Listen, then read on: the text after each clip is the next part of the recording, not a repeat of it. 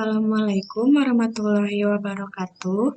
Kami dari kelompok 1 akan menjelaskan distribusi frekuensi dan jenis grafik. Berikut adalah nama-nama anggota kelompok 1. Yang pertama, Anissa Nabila Putri. Yang kedua, saya sendiri, Dian Indriawati. Yang ketiga, Dia Rahmawati. Dan yang keempat, Gila Desvita.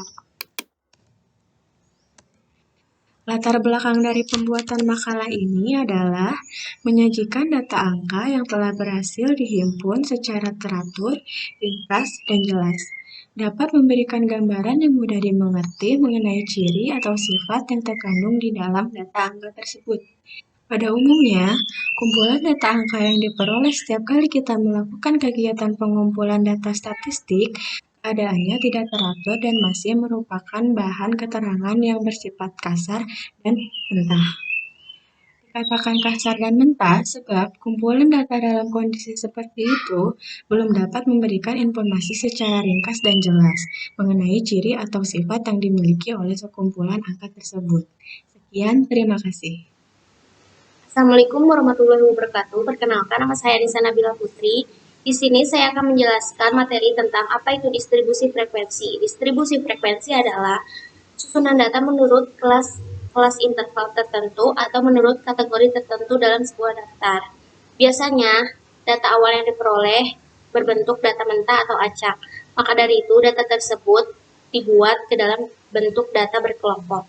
Distribusi frekuensi juga dapat diperoleh berupa keterangan atau gambaran sederhana dan sistematis dari data yang diperoleh. Materi selanjutnya, di sini ada jenis-jenis grafik. Jenis-jenis grafik terbagi menjadi 5. Yang pertama ada grafik garis, yaitu menunjukkan perkembangan suatu keadaan. Perkembangan tersebut bisa naik, turun, ataupun mendatar. Berikut adalah contoh grafik garis. Yang kedua, di sini ada grafik batang, yaitu menyajikan data dalam berbagai kategori. Grafik batang atau balok secara umum terbagi menjadi 2, yaitu single bar chart atau grafiknya terdiri dari satu batang, dan multiple bar chart, yaitu terdiri dari beberapa batang. Berikut adalah contoh grafik batang. Contoh ini menggunakan multiple bar chart. Yang ketiga ada grafik lingkaran, yaitu menggambarkan perbandingan suatu kegiatan berdasarkan nilai-nilai karakteristik. Grafik lingkaran juga dibagi menjadi 2, yaitu single P chart dan multiple P chart. Single P chart terdiri dari satu lingkaran dan multiple P chart terdiri dari beberapa lingkaran. Berikut adalah contoh grafik lingkaran. Ini adalah contoh grafik lingkaran. Contoh ini menggunakan multiple P chart. Yang keempat ada grafik ogive, yaitu menyajikan diagram dalam bentuk sumbu tegak, mendatar, atau eksponensial. Ini adalah contoh grafik ogive. Yang terakhir ada grafik piktogram, yaitu menyajikan data dalam bentuk gambar atau lukisan. Gambar-gambar ini memiliki ciri-ciri khusus, yaitu nih contohnya. Nah, ini adalah gambar-gambar yang memiliki ciri khusus ya.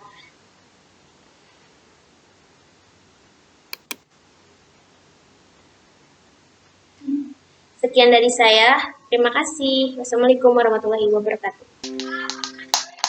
Assalamualaikum warahmatullahi wabarakatuh. Nama saya Gila Desvita Ramadanti.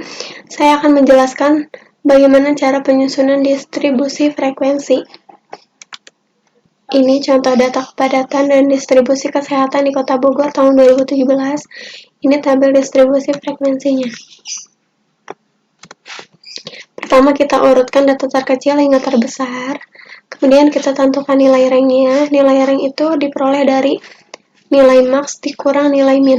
Nilai maxnya itu 300 dan nilai minnya itu 2. Jadi 300 dikurang 2 itu 298.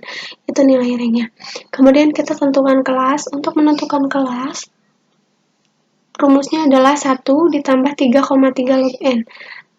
N itu jumlah dari data yang ada. Jumlah datanya itu ada 306, jadi log dari 306 itu 2,48. Jadi 2,48 dikali 3,3 hasilnya 8,184, kemudian ditambah 1 hasilnya 9,184, dibulatkan menjadi 9. Kemudian kita tentukan interval. Untuk menentukan interval, rumusnya rank dibagi jumlah kelas. Ranknya 298 dan jumlah kelasnya 9. Jadi 298 dibagi 9 yaitu 33,11, dibulatkan ke atas menjadi 34. Kemudian kita masukkan data sesuai kelas dan intervalnya.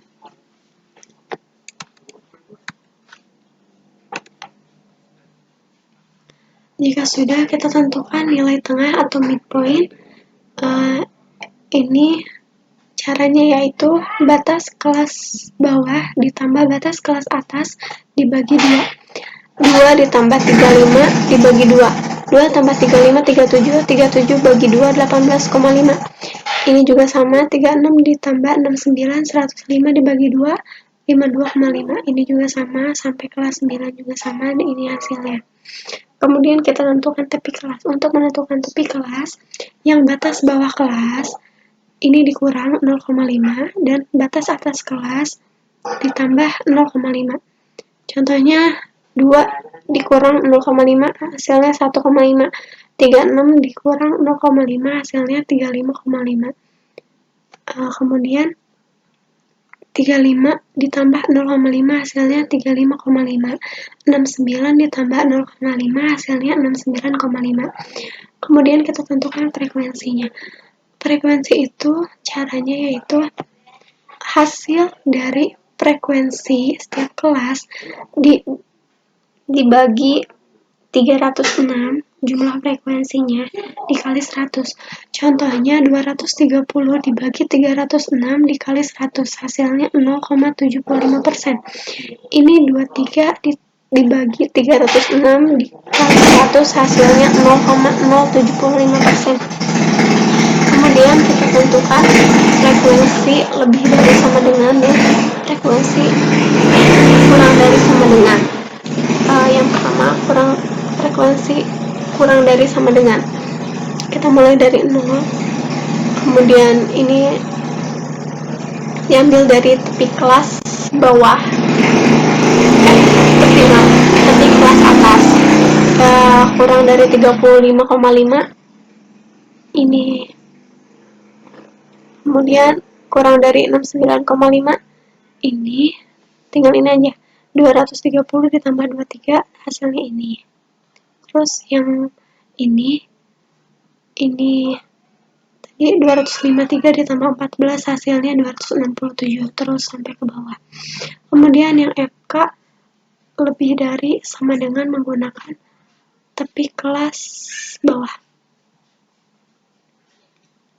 Ini yang lebih dari 1,5 adanya kan di sini, berarti semuanya itu lebih dari 1,5. Ini hasilnya 306. Kemudian yang kedua, yang lebih dari 35,5 itu dari sini sampai sini, itu jumlahin hasilnya ini. Kemudian yang ketiga sampai 9 juga sama. Kemudian yang persen kumulatif itu dari frekuensi ini, frekuensi kurang dari sama dengan ditambah frekuensi. Contohnya 0 ditambah 230 hasilnya ini 230%. Kemudian 230 ditambah 23 hasilnya 253%. Kemudian 253 ditambah 14 hasilnya 267%. Terus sampai ke bawah hingga beres. Sekian dari saya. Assalamualaikum warahmatullahi wabarakatuh. Assalamualaikum warahmatullahi wabarakatuh. Nama saya Dian Rahmawati. Di sini saya akan menjelaskan cara bagaimana membuat grafik histogram dan grafik OGIF. Yang pertama adalah grafik histogram. Yang pertama, pastikan analisis toolpack-nya telah terinstall di Excel kalian. Caranya klik data, Di sini kalau ada tampilan data analis berarti sudah terinstall. Yang kedua adalah masukkan data ke Excel. Di sini saya sudah memasukkan datanya dan BIM-nya. Yang ketiga, pilih data dan pilih data analis. Setelah itu, muncul pilihan dan pilih histogram. Klik OK. Nah, di sini input rank-nya silakan masukkan data kalian dengan cara di blok sampai data yang terakhir. Di sini kita menggunakan data dari BPS, jadi agak banyak. Sampai terakhir.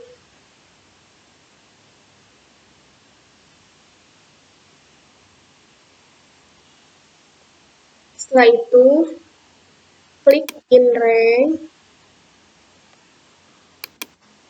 Kembali ke atas.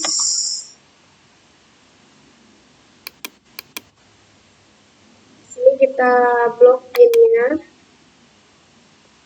Nah, setelah itu, klik output rank.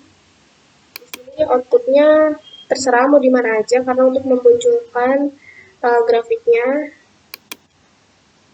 Setelah itu, di checklist di bagian kumulatif dan bagian chart output. Klik OK. Nah, di sini akan muncul datanya ya, dan grafiknya. Selanjutnya adalah grafik OGIF. Di sini adalah tampilan yang sudah jadinya. Nah, di sini pertama kita masukkan data frekuensi kumulatif kurang dari dan data frekuensi kumulatif lebih dari. Setelah itu di blok datanya. Selanjutnya pilih insert dan pilih yang bagian ini chart. Pilih yang line with markers dan diklik. Sudah jadi. Tampilannya akan seperti ini ya. Sekian dari saya. Mohon maaf apabila ada kesalahan dan kekurangan. Terima kasih. Kesimpulannya adalah distribusi frekuensi harus didasarkan pada data-data yang berdiri sendiri dan suatu daerah itu. Maka perlu ketelitian dan kecermatan dalam menghitung di tiap langkahnya agar hasilnya akurat. Karena apabila salah satu langkahnya salah, akan mempengaruhi hasil akhir. Sekian dari kelompok kami. Mohon maaf bila ada kekurangan. Wassalamualaikum warahmatullahi wabarakatuh.